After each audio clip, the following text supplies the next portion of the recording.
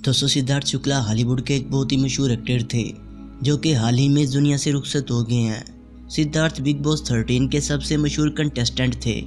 इन्हें भी असल शोहरत इसी शो से मिली थी और लोगों का ज़्यादा ध्यान इन्हीं पर होता था। शो में कई दफ़ा इनका अग्रेसिव एटीट्यूड भी देखने को मिला और इन पर काफ़ी तनकीद भी हुई, लेकिन ऑडियंस ने हमेशा ही इन्हें सपोर्ट किया। बिग बॉस से पहले सिद्धार्थ ने कई मशहूर टीवी ड्रामा पर भी काम किया, लेकिन इसके साथ इनकी लाइफ में हमेशा कोई ना कोई कंट्रोवर्सी ज़रूर रहती, जिसकी वजह से इसकी लाइफ हमेशा ही डिस्टर्ब रही। दोस्तों, आज की वीडियो में हम आपको सिद्धार्थ की लाइफ के वो फैक्ट बताएंगे जो आप पहले नहीं जानते होंगे। नंबर 1। दोस्तों, सिद्धार्थ 12 दिसंबर 1980 को मुंबई की एक खाती पीती फैमिली में पैदा हुए। इनके वालिद एक स्कूल इंजीनियर थे जो कि रिजर्व बैंक ऑफ इंडिया के लिए काम करते थे। वहीं सिद्धार्थ की मां भी बिल्डिंग कंस्ट्रक्शन का काम करती है। नंबर 2। दोस्तों, सिद्धार्थ अभी बहुत ही छोटे थे जब इनके वालिद की मौत हो गई थी। इसके बाद इनकी मां ने ही सिद्धार्थ और इनकी 2 बहनों को पाला। यही वजह है कि सिद्धार्थ कभी भी अपनी मां की मोहब्बत को नहीं भूलते थे और हमेशा इनका जिक्र किया करते थे। नंबर 3। दोस्तों, सिद्धार्थ अपनी टीने से ही बहुत मॉडर्न और स्टाइलिश थे, जहाँ इनकी मां ने बताया कि इनके स्टाइल को इनके स्कूल के दोस्त और बहुत सारे मोहल्ले के लड़के भी कॉपी किया करते थे। लेकिन सिद्धार्थ का मॉडलिंग में आने का कोई भी शौक नहीं था। इनको ये लगता था कि वो बड़े होकर कोई जॉब या बिजनेस ही करेंगे। एक दिन अचानक इनकी मां ने एक न्यूज़पेपर में मॉडलिंग एजेंसी का ऐड देखा, तो इन्होंने सिद्धार्थ से कहा कि वो इसमें पार्टिसिपेट करें। सिद्धार्थ ने बताया कि वो ये सुनकर थोड़ा नर्वस हो गए और हर टीन एजर की तरह सिर्फ और सिर्फ घर पर स्कूल में ही स्टाइल मारना जानते थे। लेकिन ऐसे लोगों के सामने लाइव जाकर मॉडलिंग करना इनके लिए बहुत मुश्किल था। सिद्धार्थ ने बताया कि वो बगैर किसी तैयारी और पोर्टफोलियो के इस कंपटीशन में गए और वो सिलेक्ट भी हो गए। साल 2005 में सिद्धार्थ ने वो कंपटीशन विन किया और फिर वही कंपनी ने अपने इंटरनेशनल कांस्टेंट के लिए सिद्धार्थ को भेज दिया। वहाँ सिद्धार्थ ने दुनिया भर की मॉडल्स के साथ मुकाबला किया और आखिर में सिद्धार्थ को दुनिया के बेस्ट मॉडल का खिताब दिया गया। नंबर 4। दोस्तों, इस कंपटीशन को जीतने के बाद सिद्धार्थ की ज़िंदगी पूरी तरह से तब्दील हो गई और इन्हें बड़े बड़े ब्रांड्स अप्रोच करने लगे, जिससे इन्हें अच्छा खासा पैसा मिल जाता था। इसी दौरान इन्होंने सोचा कि इन्हें एक्टिंग की फील्ड में भी कदम रखना चाहिए, लेकिन यह डिसीजन लेना इनके लिए काफ़ी मुश्किल था क्योंकि इन्हें एक्टिंग तो करनी आती ही नहीं थी। तो इस वक्त अगर वो एक्टिंग स्कूल ज्वाइन करते तो इनके मॉडलिंग कैरियर पर भी फ़र्क पड़ता, क्योंकि इनका टाइम और फोकस 2 जगहों में डिवाइड हो जाता। सिद्धार्थ ने बगैर किसी तैयारी के ऐड के लिए ऑडिशन देने शुरू किए और इन्हें एक ऐड के लिए सिलेक्ट भी कर लिया गया, जो कि इनकी ज़िंदगी का पहला एक्टिंग एक्सपीरियंस बना। नंबर 5।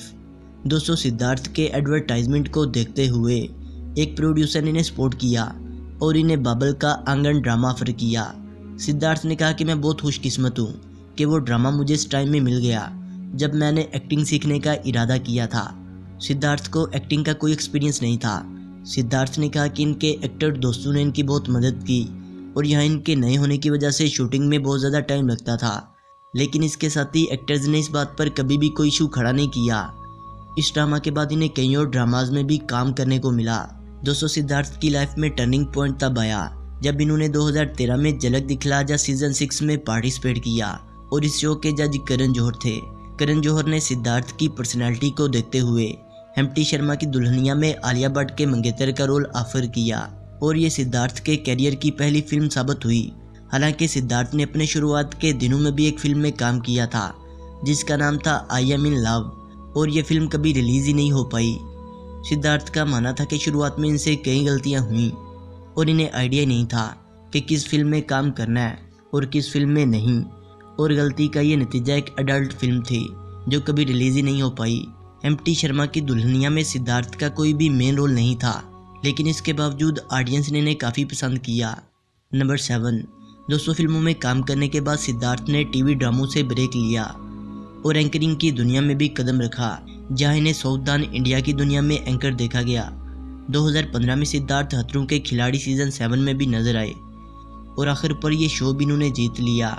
2017 में इन्होंने दोबारा ड्रामा सीरीज में वापसी ली और वो ड्रामा सीरियल दिल से दिल तक में भी नजर आए, जो इनकी ज़िंदगी का सबसे मशहूर और सबसे ज़्यादा पसंद किए जाने वाला ड्रामा था। और इस ड्रामा में से इनके एक ड्रामे की लड़की के साथ अफेयर शुरू हो गया था। दोनों ने एक दूसरे को डेट करना शुरू कर दिया। दोनों ने एक साथ बिग बॉस 13 में भी शिरकत की लेकिन फिर दोनों के दरमियान झगड़ा रहने लगा और फिर आखिरकार इनकी राहें जुदा हो गईं। नंबर 8। दोस्तों, बिग बॉस 13 में जब सिद्धार्थ ने एंट्री मारी तो वो सबकी नज़रों का तारा बन गए और इनकी कई कंट्रोवर्सीज भी सामने आईं। और जहां वो शो में लड़ते झगड़ते भी नजर आए, लेकिन लोगों ने इन्हें हमेशा सपोर्ट ही किया। लोगों ने कहा कि इस सीज़न में सिद्धार्थ के अलावा कुछ और देखने लायक ही नहीं था। तो इस शो में जब सिद्धार्थ और रश्मि के दरमियान लड़ाई हुई तो सिद्धार्थ और शहनाज इनके दरमियान नज़दीकियाँ बढ़ गईं। तब से लेकर सिद्धार्थ की मौत तक वो दोनों रिलेशनशिप में थे और खबरों के मुताबिक दोनों जल्दी शादी भी करने वाले थे। यही वजह कि सिद्धार्थ की मौत पर इनके घर वालों के अलावा सबसे ज़्यादा दुख शहनाज गुल को हुआ, जो कि बहुत रोती हुई नजर आईं और सिद्धार्थ की आखिरी रसूमात में सिद्धार्थ के घर ही रहीं। दोस्तों, 2015 में मुंबई पुलिस ने सिद्धार्थ को अरेस्ट भी किया क्योंकि वो शराब पीकर गाड़ी को ड्राइव कर रहे थे।